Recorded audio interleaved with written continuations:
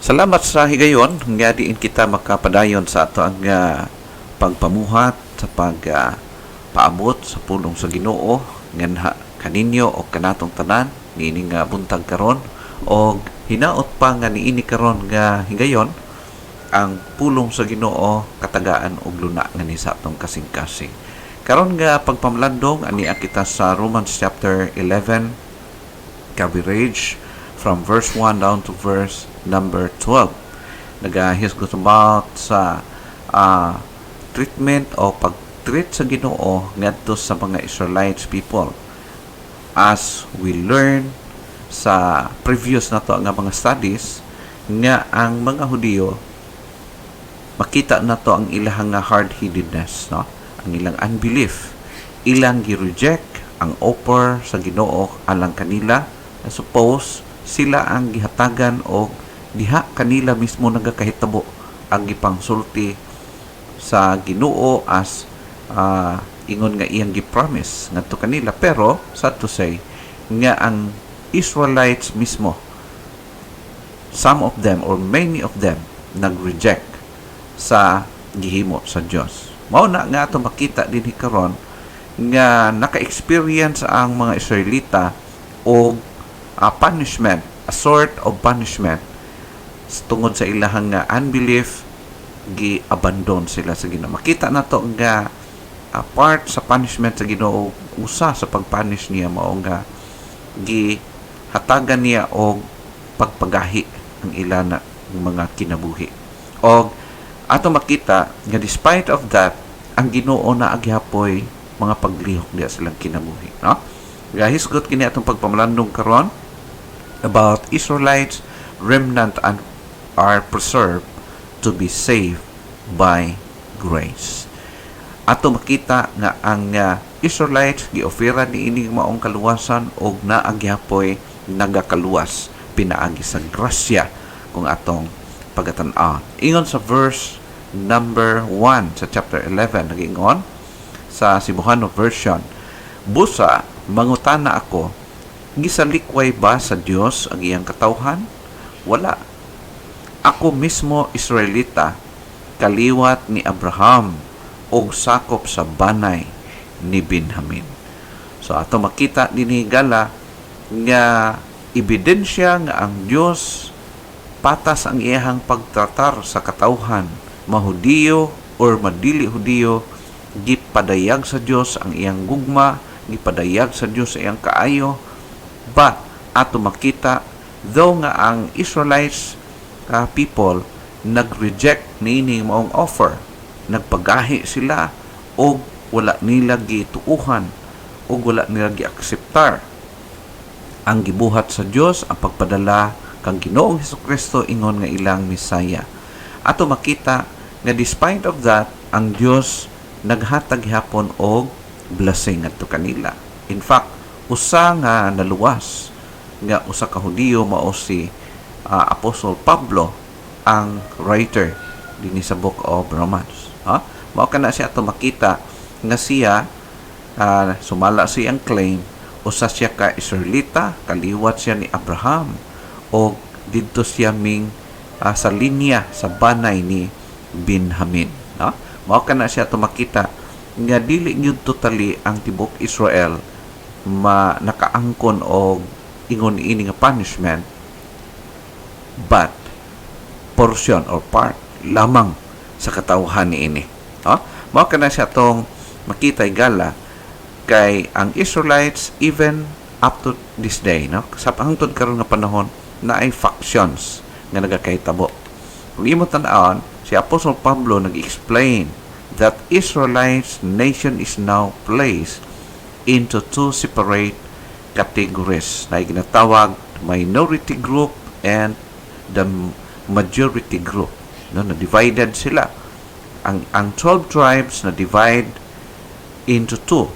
Kung atong tan-awon, nagkampo-kampo kini sila. No? Normal yun ini mga division. Normal yun ni. Even sa panahon sa ilang sa katawhan sa Israel, even during their time, ato makita nga naa gyud kini mga factions, dili kana malikayan. It's because Ang matag tao na may sariling prinsipyo, na sariling panghuna-huna, na sariling desisyon.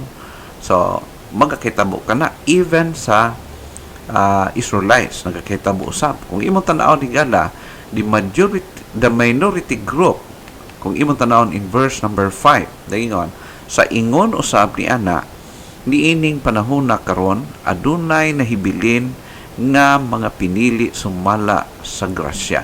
So ato makita nga ang Dios aduna gyapoy gi-extend padayon ang imbitasyon, though nga ang focus sa pagkuyanap sa gospel ni kuyanap ngadto sa mga dili Hudiyo nga mga country or mga nasod.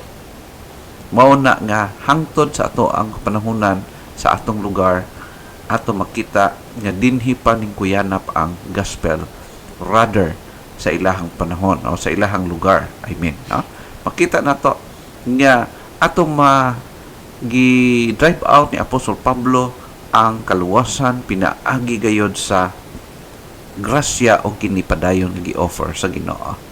Makita nato through sa iyahang kaugalingong conversion ni Apostol Pablo based on his own personal testimony kung unsa ang gibuhat sa Dios diya siyang kinabuhi. According sa verse 1, ingon siya, ako mismo Israelita, kaliwat ni Abraham ug sakop sa banay ni Benjamin.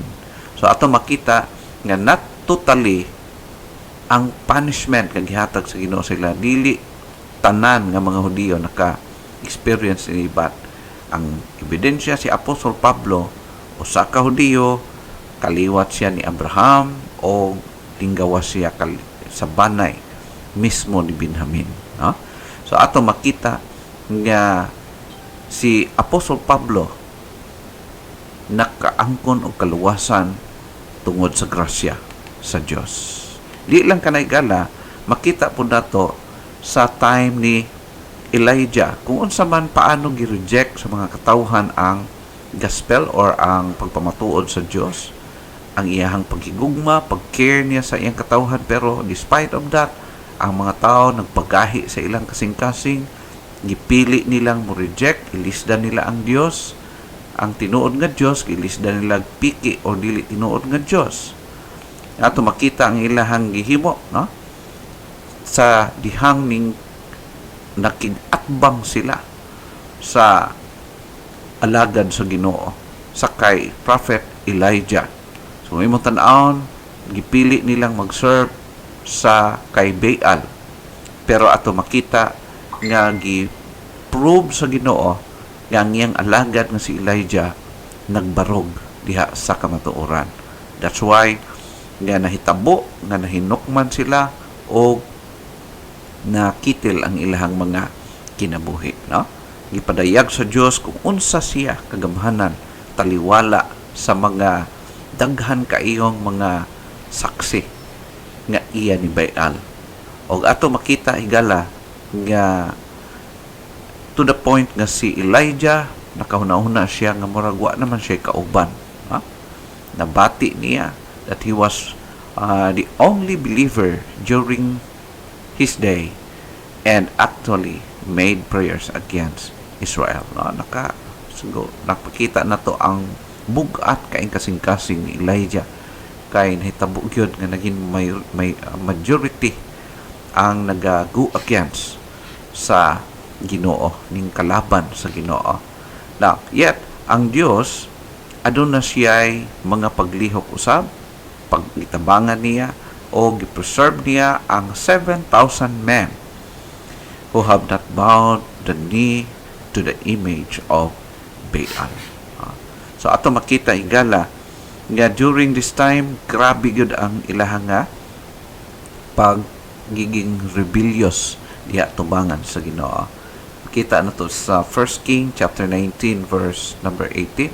Iyon siya, apan magbilin akong 70,000 diha sa Israel nga wala magsimba kang Baal o wala muhalok sa iyang larawan. So, ang unahuna ni Elijah sa panahon niya nga siya na lang yun ang nagsunod sa Ginoo, nagsalig sa Ginoo, siya na lang ang matinumanon sa Ginoo, Pero ang Dios nag-ingon kaniyan dili, kay naay si timil ka mga tao nga wala mo piko sa ilang tuhod ngadto kang Baal. Ha? Ato makita nga kini gigamit ni Apostol Pablo o gi-apply niya panahon sa church age. Kung imong tan-awon sa verse 5 siya, mauusab kini ang nahitabo karon.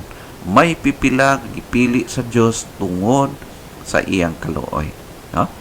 So ato makita nga ang Dios naagin siya special nga trabaho o kana nga naay mga luwas pinaagi sa grasya, pinaagi sa iyahang pagsakripisyo alang kanato.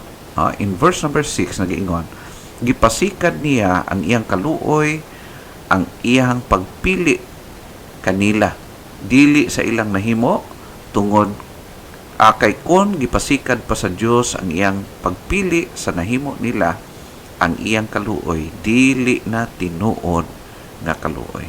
So makita na to nga ang kaluwasan nga gi-offer sa Dios plainly by the grace of God and by His mercy. Tungod sa iyang grasya o kaluoy, nakaangkon o kaluwasan ang mga tao nga nag-ila nga sila dili makakaya pagluwas sa ilang sarili o nga sila si Kristo lang ang pwede o capable, able nga makaluwas diha kanila. Up to this day, hangtod kanimo karon, hangtod kanako, hangtod kanatong tanan sa atong panahon, daghan kaayong mga pagtudlo nga ang tao, daghan kunog paagi nga maluwas ang tao, pero ang Bible nagsulti nga usa lang ang pamaagi, kana mao ang gihimo ni Kristo. Mo na ingon sa John 14:6, I am the way, the truth, and the life. No man cometh unto the Father except by me. Higala, kung dili si Ginoong Hesukristo ang imong manluluwas, kung dagdagan mo pa siya, mapalpak ka gayud. Kay si Kristo mismo nagpamatuod, ingon siya, I am the way, I am the truth, I am the life. No man, nobody can go to heaven, to his Father in heaven, except by Him.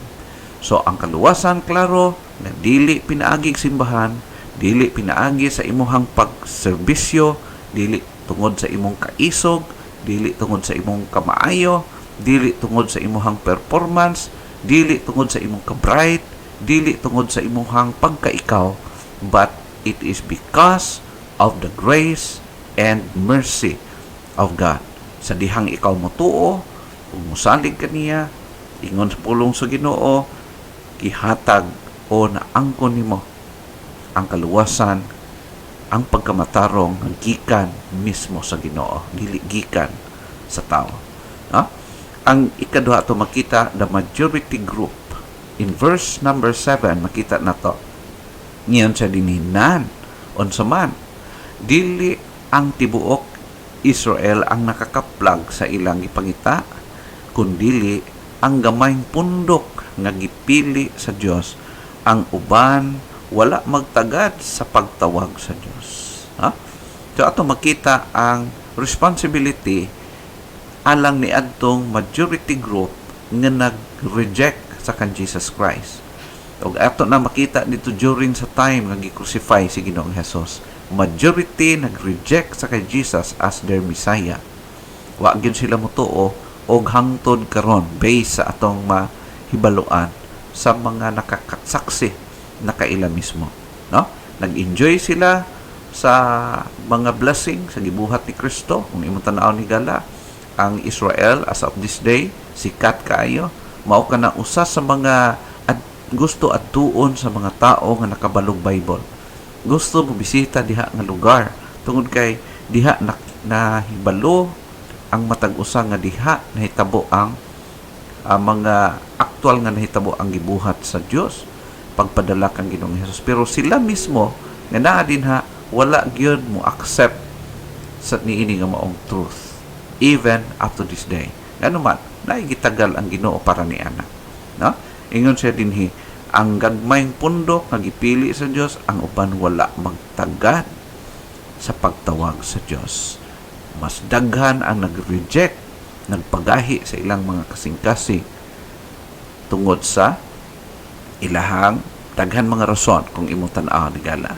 The majority group were blinded with a threefold blindness. Ato makita dinhi ana ay mga daghang pagbuta dinhi sa makaplagan nato sa balaang kasulatan. People today also are suffering from spiritual blindness regardless they were aware or not. Daghan mga personal nga nag-experience ni ini karon kaning blindness. Sabtan nato kana. Una, the blindness caused by the fall of Adam. So mo na yung pagasigang mata pero dili gyud siya kasabot maayo.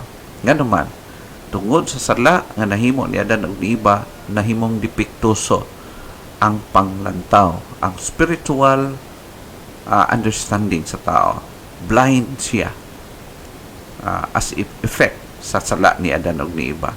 According sa Ephesians chapter 4 verse 18, mao kini ato mabasa, having the understanding darkened, being alienated from the life of God through the ignorance that is in them because of the blindness of their heart.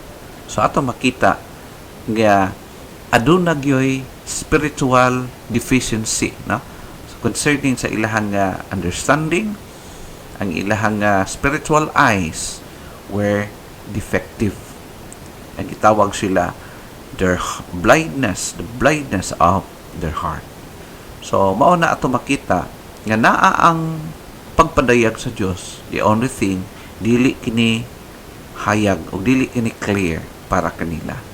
So mao na ang as effect sa napanunod nga sala gikan kang Adan ug Eva. Ikaduha, the blindness caused by Satan.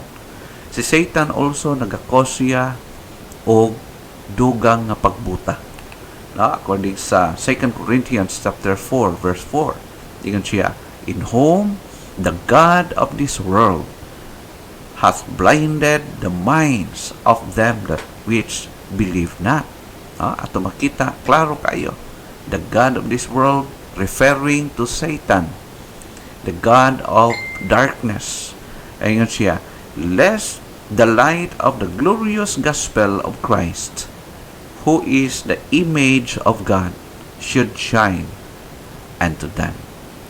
So ato makita nga ang purpose yawa nga gipagahi silang maayo, gibutahan silang maayo, gilipat silang maayo. Ato makita aron nga di nila makita ang glorious gospel, di nila makita ang kahayag sa gospel, di nila masabtan, di nila matungkan ang epekto sa gihimo ni Kristo diya sa ilang kinabuhi.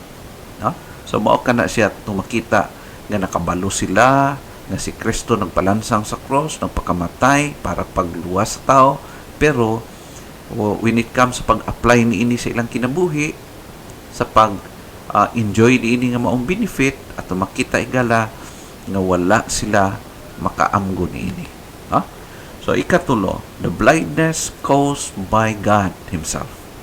So ang Dios ato makita nga muhatag po siya as a sort of punishment or abandonment ang kung tawagon.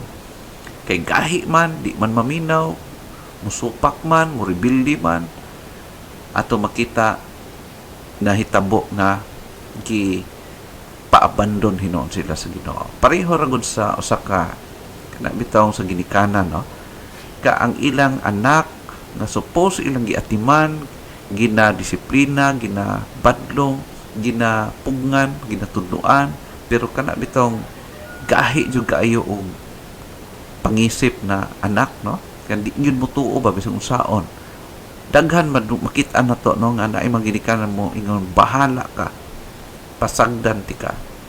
So kanang pagdili pagpakialam sa ginikanan sa ilang anak higala, that is a sort of punishment, abandonment, ug mao kana ang usa sa mga worst nga punishment nga himuon sa usa ka person nga tanggalon niya iyang concern from that person nga suppose maayo unta nga iyang disiplinahon, iyang pakialaman, pero tungod kay di man gusto nga hilabtan, mo nang pasagda na lang hangtod nga mapahamak siya, no? Mao pud ni ang makita nato, the blindness caused by God, according to verse number 8. Ayon siya dinhi, according as it is written, God hath given them the spirit of slumber, eyes that they should not see, and ears that they should not hear unto this day. So mao kini ang hitabo higala, dili bot ingnon nga ang Dios mismo ang nagbuta sa ilaha. No, it's not. Ang blindness na hitabo o naabot sa tao, nag-start kini panahon nga nakasala si Adan o si Eva. Then nadagdagan sa ilahang hard-headedness, sa ilang pagka-rebellious. Kay rebellious man ang tao naturally. Ang ato makita nakapanunod ta sa usa ka rebellion nga klase nga panguna-una, ha? Mabitaw na higala nga di ka matingala nga hantod karon. Ang tao naa siya ginatawag nga crab mentality, naa siya ni anang jealousy, daghan kayo kung unsa pa nang mga kinaiya nga dili iya sa Ginoo. Makita nato visibly even today.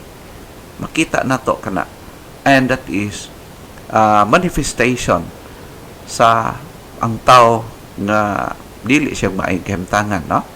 O ato makita sa Romans chapter 11 verse number 8, makita na to nga because of their hard-headedness, unbelief, they were punished by God by abandoning them. Ang i-abandon sila, gitugutan sila, hala, di man ka mumutuo, sige, padayon mo sa inyong pagpagahi.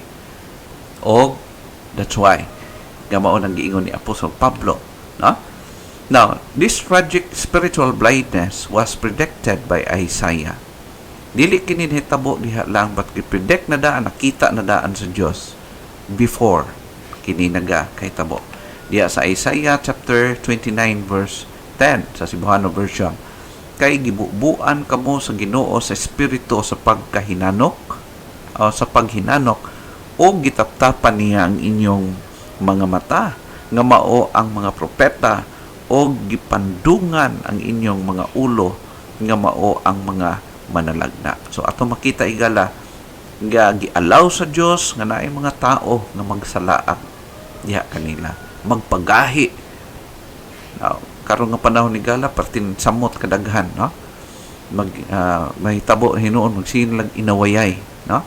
So watch out mga Christians, keep your faith. Siguruha nga ang kaluwasan nga imong naangkon dili mawala diha kanimo, o ang imong pagsalig, no?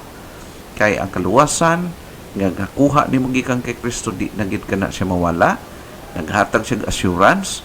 Now, kung imong tan-aw ni gala ang atong kapanahonan karon ni akitas grabe kalisod, instead nga ang sugo sa Ginoo isangyaw iyang pulong, ipaabot nga to sa mga katawhan, but busy ang mga katawhan sa siglalis ni anang way hinungdan nga mga topiko.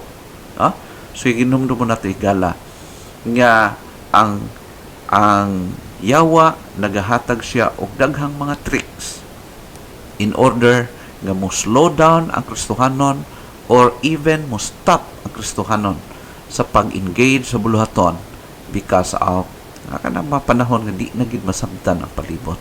Just continue sa imong nahimaluan, padayon sa pag-share sa gospel, padayon sa pagbuhat up to the end. Kay mao kana siya ang expectation sa Ginoo sa toa. O gisulti ng daan, no? Nga mosamot og kagahi ang mga tao, mosamot og dili maminaw ang mga tao, og even ang mga kaanakan sa Ginoo mismo dili na tama ang ilang mga karakter, no? Ikaduha, the reason for this blindness was also predicted by David. Di lang sa propeta Isaias nagsulti niini nga sitwasyon nga mahitabo kini, even si David dinhi sa Psalm 69 verse 21, sa dihang gigutom ako, gihatagan ako nilag hilo, sa dihang giuhaw ako, gihatagan ako nilag suka. So kung imong tan-aw ni gala, makita nato dinhi ang pagmaltrato sa tao kay Kristo, no? Wrong treatment of Christ in their lives. Muingon sila, Lord, you are my master. Lord, you are my God. Lord, you are my Savior. Lord, ikaw akong amo. Ikaw akong Diyos. Pero, ang kinabuhi, dili mo sunod sa Diyos. Dili mo follow sa kabubuton sa Ginoo. By words, maingon sila nga, I love you, Lord. Pero nag-ingon ang Ginoo, if you love me, keep my commands. No? Ingon ang Ginoo, higugma ako labaw sa tanan, higugma ang imuhang isig katao. Pero ito makita, inawayay, sige inawayay. No? Instead, i-follow nimo ang kabubuton sa Ginoo, gilabak nimo tungod sa imong prinsipyo, tungod sa imuhang kabright. No? So atong bantayan ka na igala. And atong makita, the fulfillment of this blindness was written by Matthew in the New Testament. Chapter 27, verse 34. Gayon. Dito, ila siyang gitunulag suka nga sinagulag apdo aron iyang imnon apan tapos niya tilawi kini wala siya mo inom niini. Grabe ang suffering ni Jesus Christ during this time. Grabe ang iyang longing nga ma-relieve bisang gamay ang iyang ginaantos pero unsang gihimo sa tao yatagan kunuhay siya og pampabasa sa iyang baba pero suka nga gibutangag apdo. Ato makita higala nga grabe ang pagmaltrato sa tao sa kay Jesus Christ during this time. And kabalo kay gala even today dili maayo ang pagtratar, no? Gimaltrato gyapon hangtod karon si Jesus Christ sa mga katawhan and even sa mga magtotoo. Ma-probe na to kana igala. Si Apostle Pablo naga-discuss that this blindness nahitabo sab dito sa taga-Corinthian believers. Makita din hiyo sa verse 14, 2 Corinthians chapter 3, gitakupan nila ang ilang salabutan. Gipili nila nga di nila dawaton ang himo ni Kristo o ang mensahe gikan kay Kristo. Gitakupan nila ang ilang salabutan ug hangtod dining adlaw ang ilang mga salabutan gitaptapan sa maong taptap samtang magbasa sila sa mga basahon sa daang kasabutan. Makuha labang ang maong taptap kung ang tao mahiusa kang Kristo.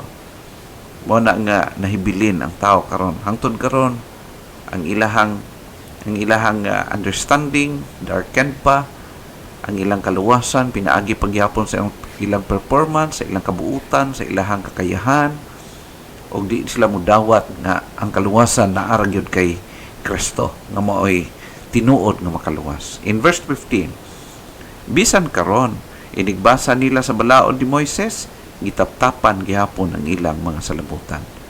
Di gihapon sila kasabot nga ang purpose sa balaod aron lang sa pagpaila sa tao nga siya malapason o dili makakaya sa attain sa 100% righteousness nga required sa Ginoo para kanila. Pero nagtudlo ang balaod nga mangita kag solusyon, ang solusyon ni anang imong problema sa kasalanan mao lamang si Ginoong Hesus. Pero up to this day dili gyapon na maklaro kana. Naghan gyapon lag alternative instead kaningon na si Ginoong Hesus, I am the way, I am the truth, I am the life. Even today naapagyapon ning itawag spiritual blindness. People today are suffering from blindness also. Na? Ato makita. The unbelievers are totally blinded. Walang-wala gid sila. Luoy jud kay sila, di gid kasabot bisan pagbasa na lag Bible, walang-wala gid na sila, di gid na kasabot. And even the believers are partially blinded also. ang mga Kristohanon ha, dili sa mga dili Kristohanon. Even questions. Now, paano na to makita nga partially blinded ang mga Kristohanon even today? Unsa man atong mga ebidensya? Those who are still sinning, kanang padayon nagpakasala pagyapon, kabalo nang mali na padayon gyapon. Kana siya ebidensya nga siya partially blinded. Nakita niya gamay, pero nagyapoy depekto ang iyang panlantaw. Instead, kung focus, pag-glorify sa Ginoo, padayon siya sa pagpakasala. Then, those who are self-righteous, kaya bitaw, para siya, kuhaan rin kayo siya, no? Murag labaw gid siya sa uban. Those who suffers unbelief, di siya makasalig. Mao gid kaya ni ang kuan, no? So mao kana siya. Og prone kayo sa karong panahon na daghan mga Christians nga doubtful kayo. Number 4, those who are murmuring, nagbuhat sa bulaton pero sig bagulbol, sig bantay sa uban. Instead, focus siya sa pagbuhat sa bulaton, ang tan-uban na hinoy bantayan, no? Nagmagsikyo na hinon para sa uban. Those who aspires human approval, kaya bitong nagbuhat lang para daigon sa tao, no? Mubuhat pag nain nagtanaw, pag walay nagtanaw, wapon, no? So, di lang kana. Those who afflict others, ganahan kay pag nain masaktan, ganahan kay makig-away, ganahan kay makiglalis, ganahan kay kuan nga parang ilhon jud nga kuyaw. Ay gala, daghan kay na makita nato na visibly as of this day. Those who lives contrary to the will of God, instead of being loving, nahimo na hinoong nga dili. No? So, usa kini siya ka mga butang nga dapat natong timan-an higala. Ug daghan pa nga mga makita nato nga dili kinaiyahan nga Dios nun, pero makita nato visibly even to believers. Higala, ang pulong sa Dios is nagasulti ka nato, naga-challenge ka nato nga ingon nga magtutuo sa Dios, atong sundon ang iyang kabubuton, atong himayaon ang Dios dinhi sa atong mga kinabuhi. Sama sa gihimo sa Ginoo, wala niya gi-withhold ang blessing sa iyang katawhan sa mga Israelita na agihapon siya ay paglantaw o pagdeal ngadto kanila. Ingon nga kanato usab aduna siya gihimo. May God bless His words in our hearts.